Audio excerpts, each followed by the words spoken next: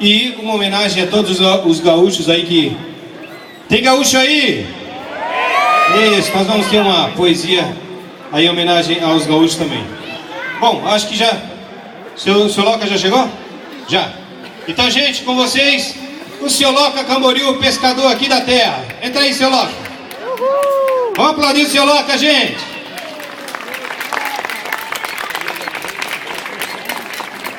Boa noite, gente. Boa noite. Olha, esse doutor Luciano aí andou me convidando que eu viesse aqui para contar como é a vida. Dá licença, dá licença, dá licença, dá licença. Sai daí, estupícia! Que tu tens... Seu Loca, dá licença. O que é que tu tens que te meter na minha fala, rapariga? Essa fala agora é minha, rapariga! Dá licença, eu sou mulher, eu tenho direito. Mas que barbaridade! Dá licença, dá licença. Olha, Só um momentinho, eu vou dar licença, porque senão eu te toco com a mão nos cornos! Olha, que eu puxo meu facão de 3 listas lá do sul. Seu estopor!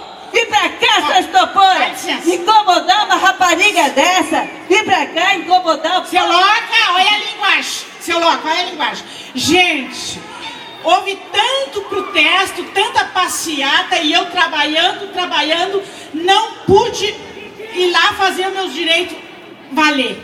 Aí eu tava lá trabalhando, que eu trabalho 2 dias por semana lá junto com a dona Lenita, a esposa do seu Luciano, e a dona Lenita é psicóloga.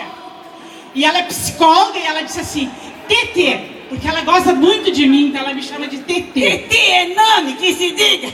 Aí ela disse, Tetê, vai ter o Arraiado, Bom Sucesso, vai lá, tá assim, ó, de seu doutor, gente estudada, gente letrada, e eles vão dar uma solução pro teu problema. Então eu vim.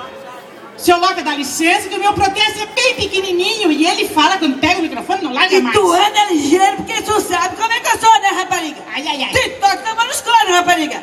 Sua estopora! Então lá vai o meu protesto. Seu doutor, um minutinho da sua atenção. Eu vim lhe pedir um favor. Espia a minha situação.